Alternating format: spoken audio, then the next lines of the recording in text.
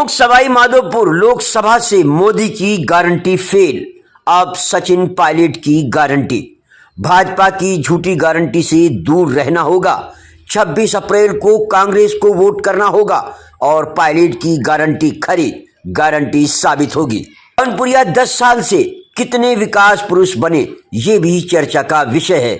जनता को इनसे इनके कामों का हिसाब मांगना चाहिए। पायलट टोंक में आयोजित लोकसभा क्षेत्र टोंक सवाई माधोपुर से कांग्रेस प्रत्याशी हरीश मीणा की नामांकन रैली को संबोधित करते हुए बोले सचिन पायलट, बीजेपी के पास संसाधनों की कमी नहीं है, संसाधन भी है, वर्कर भी है, सरकारी ताकत भी है, प्रचार सामग्री भी है, सब कुछ है, लेकिन जनता की ताकत हम लोगों के साथ है। हम संघर्ष करने वाले लोग हैं, हम कभी पीछे नहीं हटते। और आप सब जानते हो भी, मुकेश भाकर जी याद कर रहे थे हरीश मीणा जी को, ये मेरा पुराना संबंध है, ये विधायक भी थे। मुझे लगता है जब मुकेश भाकर जी छात्र राजनीति करते थे तब हरीश मीणा जी डीजी थे, तो खूब लाठी कुटी हुई आपने। मुकेश भाकर जब यहाँ नारेबाजी करते हुए जयपुर में आके, तो इन्होंने लंबी सेवा प्रदेश में दी है और ईमानदारी से दी है। इसलिए साथियों, हमारा उम्मीदवार बेहतर है, हमारी सोच बेहतर है और उम्मीदवार की जमानत लेने वाले लोग बेहतर हैं। भाजपा के उम्मीदवार की जमानत कौन ले रहा है आप देख लो, और हरीश मीणा जी की जमानत हम लोग ले रहे हैं, मैं ले रहा हूँ, तमाम लोग पढ़े ले रहे हैं। इसलिए 26 तारीख तक हरीश जी को मेहनत करनी पड़ेगी। हरीश जी भी लगे रहते हैं सुबह शाम घूमने में। मैंने कहा आप जब पुलिस में थे हरीश जी, मैं देखता था आप रोज दौड़ते थे 10 किलोमीटर 20 किलोमीटर निक्कर टी शर्ट पहन के रोज दौड़ाई करते थे। अब ये चुनाव आ गया, आपने जो कसरत करके सेहत बनाई है उसका पूरा उपयोग आपको करना पड़ेगा, कांग्रेस कार्यकर्ताओं के पीछे आना पड़ेगा। लेकिन आप चिंता मत करो हरीश मीणा जी, आप जहां जहां नहीं पहुंचोगे वहां सचिन पायलट पहुंचेगा आपके लिए। क्योंकि प्रदेश में मैंने बहुत काम किया, लेकिन ये मेरा जिला है, मैं यहाँ से विधायक बनकर गया हूँ। मेरी जिम्मेदारी बनती है कि यहाँ से कांग्रेस पार्टी मोटी बहुमत लेकर, अच्छा बहुमत लेकर जीत कर जाए।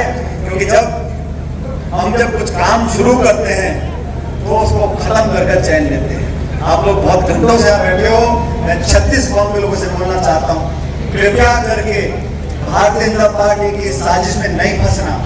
ये तेरी जाति मेरी जाति, तेरा समाज मेरा समाज, कृपया करके दो विचारधारा है, एनडीए है, इंडिया अलायंस है, भाजपा है, कांग्रेस है, विकास है, प्रगति है, नौजवान महिला बुजुर्ग सबको संभाल के आगे चलने की सोच हमारी पार्टी की है। और हिंदू मुसलमान पे, मंदिर मस्जिद पे तेरा मेरा कर झगड़ा कर हिंसा और आक्रमण की राजनीति भारतीय जनता पार्टी की है।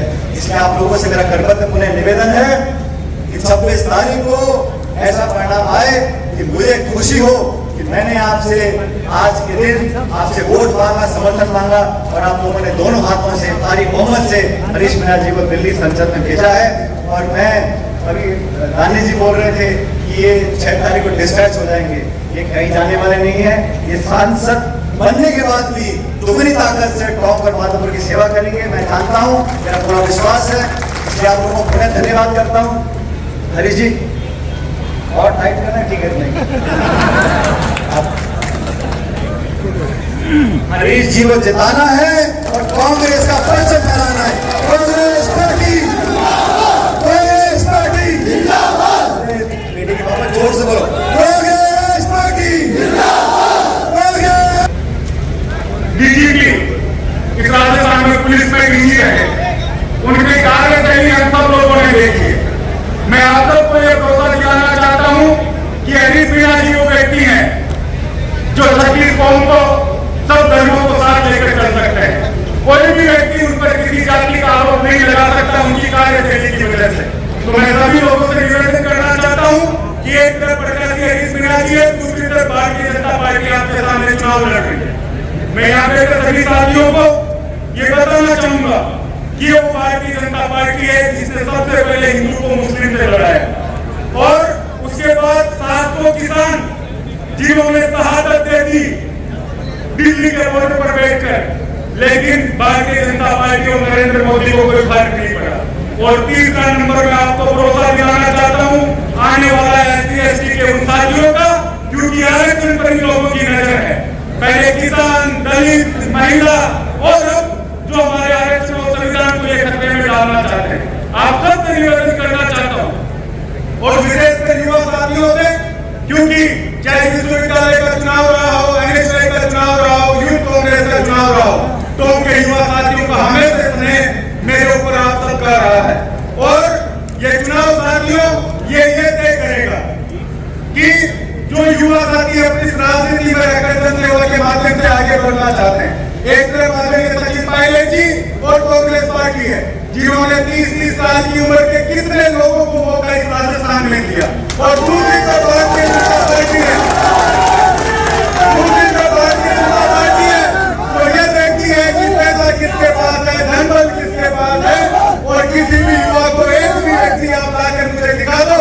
इस मंच पर मैं अभिमन्यु पुनिया जी यहाँ बैठे हैं, इसके अलावा रामविलास कावड़िया जी और कितने लोग जिनको मौका आदरणीय पायलट साहब और कांग्रेस पार्टी ने दिया है। मैं आप सबसे निवेदन करना चाहता हूं कि पूरे राजस्थान की नजर इस माधोपुर के चुनाव पर रहेगी, क्योंकि ये जिला है जो दंगे कराए।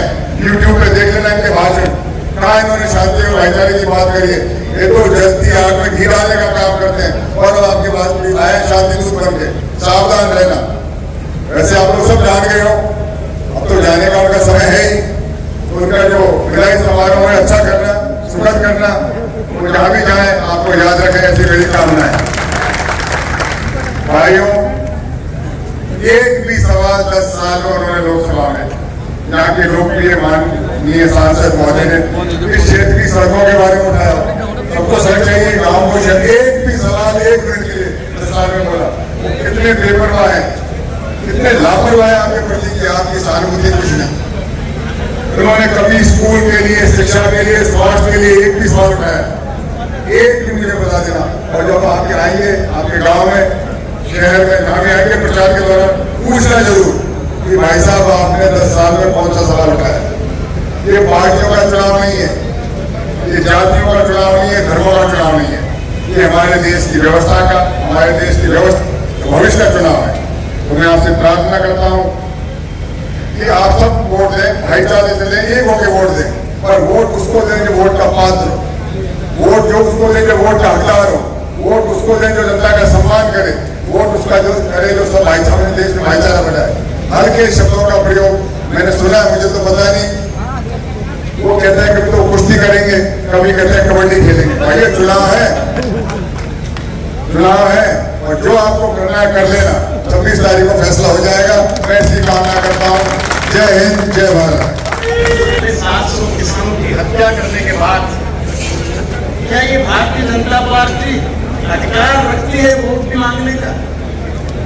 आज किसान रो रहा है, किसान को कीमत नहीं मिल रही है उसके अनाज की। नौजवान रो रहा है, केवल भाषण और आश्वासन मिलेंगे।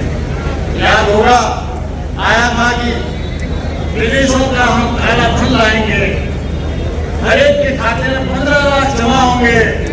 अब कहते हैं तो जुमला था।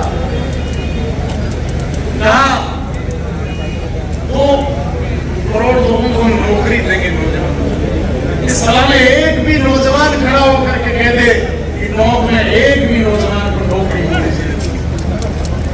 बातों के आधार पर, भाषणों के आधार पर वोट मांग करके जनता को मरगला करने का इनका जो नुस्खा है उसको एक काम में लेना चाहते हैं। आज गाँव-गाँव में राम जी की दुआई दी जा रही है, राम जी के नाम पर वोट मांगे जा रहे हैं।